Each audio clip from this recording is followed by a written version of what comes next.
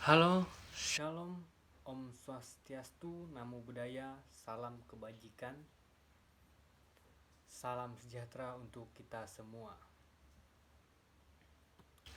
Sebelumnya perkenalkan nama saya Indra Gunawan, nomor induk mahasiswa 205-20045. Prodi Ilmu Pemerintahan, Angkatan 2020, STPMD, APMD, Yogyakarta. Di sini saya akan sedikit menjelaskan mengenai pengertian negara dalam perspektif Hegel dan negara integralistik menurut Profesor Supomo. Negara dalam pemikiran Hegel merupakan penjelmaan roh absolut, karena itu negara bersifat absolut yang dimensi kekuasaannya melampaui hadrah sentral. Menurut logika dialektika Hegel, negara merupakan suatu tahap perkembangan ide mutlak. Perkembangan tersebut ditandai oleh proses gerak dialeksis yang terjadi antara tesis-antitesis yang kemudian melahirkan sintesis dari sintetis tersebut. Kemudian muncul lagi tesis-antitesis, seterusnya. Maka dari itu, proses dialektesis tersebut baru berakhir setelah tercapainya ide murni. Gagasan Hegel mengenai roh absolut merupakan suatu produk pengaruh pemikiran Kristiani tentang oknum Roh Kudus dalam doktrin Trinitas, atau dapat dikatakan perspektif Kristiani yang menganggap roh atau spirit sebagai sesuatu yang suci atau sakral. Pandangan Hegel tersebut dapat dikatakan tentu mempunyai konsekuensi terhadap gagasannya tentang kekuasaan negara, yaitu bahwa pemegang kekuasaan, entah itu raja, presiden, atau yang lainnya, namun tidak mengikat.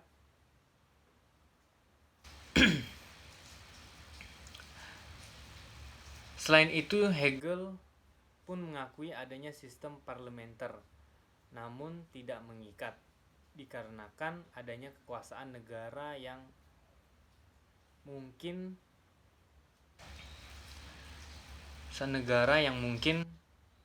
harus mengabdi kepada rakyat atau individu maupun golongan masyarakat, melainkan sebaliknya, yaitu rakyatlah yang harus mengabdi dan diabdikan demi negara. Lebih lanjut, negara memiliki sifat yang unik karena memiliki logika nalar, sistem berpikir, dan perilaku tersendiri yang beda dengan yang dimiliki organ politik apapun, karena negara menegasi kebebasan atau kemerdekaan individu dengan asumsi bahwa individu tidak memiliki hak dalam totalitas negara yang berhadapan dengan negara itu sendiri. Namun bukan berarti Hegel tidak mengakui adanya eksistensi kebebasan individu, karena ia mengakuinya. Tetapi tidak dalam konotasi demokrasi. Hegel sendiri menganut prinsip bahwa kemerdekaan bukanlah apa-apa, melainkan pengakuan dan pengadopsian objek substansif semesta seperti hak dan hukum serta produksi kenyataan yang sesuai dengan negara. Selain itu, Hegel memiliki prinsip keharmonisan sosial, atau meminjam konsep personil yang artinya keseimbangan sosial, dalam artian manusia akan meraih kebebasan, manakala apa yang diinginkan dan dituntutnya sesuai dengan keinginan dan tuntutan manusia lainnya. Di mana di situ terdapat keselarasan aspirasi individual dengan aspirasi sosial, dan yang paling tidak boleh adalah kontradiksi antara kepentingan individu dengan etika dan tatanan sosial. Karena itu, suatu komunitas yang terdiri dari manusia-manusia rakus, sebagaimana rasional dan tingginya tingkat kepadatan diri mereka, akan tetap gagal mewujudkan kebebasan, dan hanya manusia yang bermoral tinggi yang akan mampu mengaktualisasikan kebebasan sebagai suatu realitas sosial. Berikutnya mengenai konsep negara integralistik. Menurut Profesor Supomo, konsep negara integralistik sendiri diajukan pada tanggal 31 Mei 1945 dalam rapat Badan Penyelidik untuk Persiapan Kemerdekaan Indonesia di Gedung Chow Sang-in. Bagaimana konsep negara integralistik? Profesor Supomo menjawab, negara integralistik Profesor Supomo mengacu pada pengertian suatu tatanan integral, di mana semua kelompok sosial dan individu secara organis terkait satu dengan yang lainnya.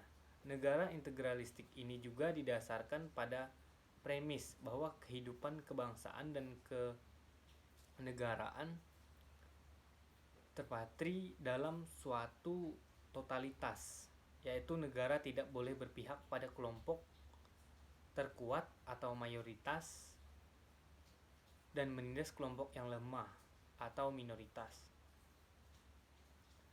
apalagi hanya membela kepentingan segelintir individu, dan tidak boleh ada diskriminasi dalam bentuk apapun. Dalam kehidupan bernegara, Supomo juga mengusulkan 3 perspektif tentang hubungan antara masyarakat dengan negara. Yang pertama, teori individualistik dari Thomas Hobbes dan John Locke. Teori ini tentang negara yang merupakan suatu masyarakat hukum yang disusun atas kontrak sosial. Dan yang kedua, teori dari Marx, Engels, dan Lenin. Dalam teori ini, negara diasumsikan sebagai alat penindas kaum borjuis atau kapitalis.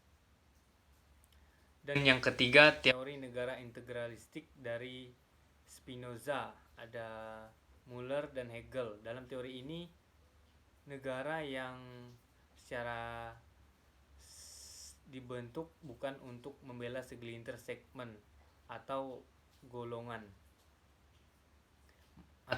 masyarakat tertentu, melainkan untuk semua golongan masyarakat. Namun pada akhirnya Profesor Supomo menolak teori pertama dan teori yang kedua dikarenakan telah melahirkan kejahatan imperialisme dan sistem kediktatoran,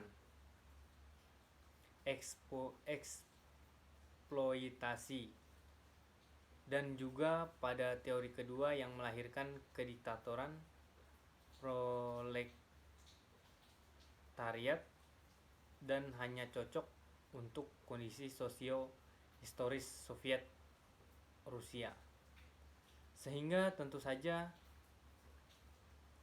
tidak sesuai untuk kondisi Indonesia, dan yang paling penting cocok bagi masyarakat, yaitu teori integralistik negara. Model integralistis memiliki watak yang sangat mementingkan kesatuan dan persatuan, yaitu kesatuan antara rakyat dan para pemimpin. Konsep negara ini juga mensyaratkan adanya kepemimpinan mutlak serta komunalitas sedarah dan sewilayah antara rakyat dan pemimpinnya. Untuk lebih jelas menjelaskan konsep integralistik lebih transparan, Profesor Supomo kemudian mengajukan dua model negara integralistik yang bisa dijadikan tipe ideal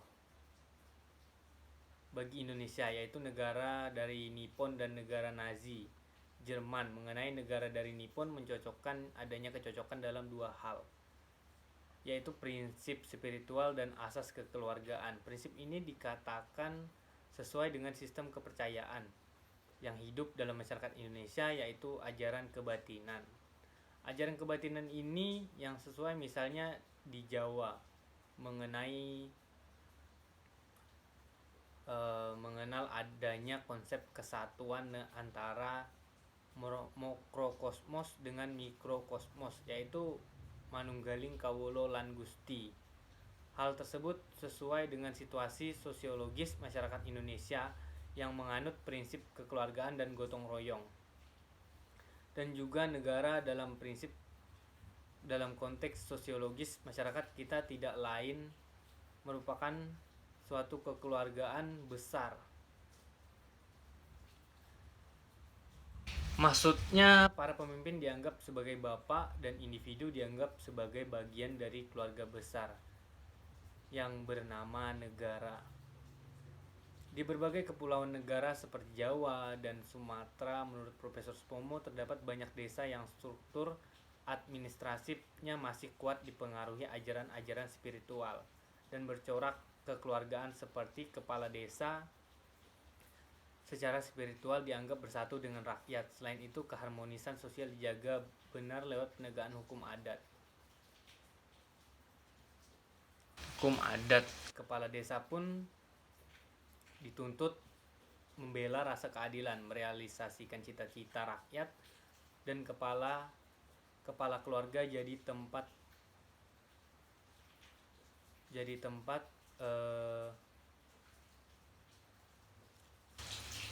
dalam menjalin tali persatuan, tali batin antara pemimpin dan rakyat dalam konteks negara integralistik. Menurut saya, kepala negara dan badan-badan pemerintah lainnya harus bersifat badan penyelenggara, di mana badan pencipta hukum harus yang menimbulkan dari hati sanubari seluruh rakyat, hingga negara betul-betul merupakan perwujudan dari seluruh rakyat, dan tidak dibenarkan apabila kemudian negara menjadi seperti individu yang berkuasa mutlak lepas dari kepentingan rakyat, dan seharusnya tidak boleh ada dualisme antara negara dan masyarakat, serta tidak diakui adanya kontradiksi antara susunan hukum individu dengan susunan kenegaraan, dikarenakan individu merupakan bagian organik dari negara. Sekian dari saya. Shalom, Om Swastiastu, Namo Buddhaya, salam kebajikan. Saya akhiri dan saya ucapkan terima kasih.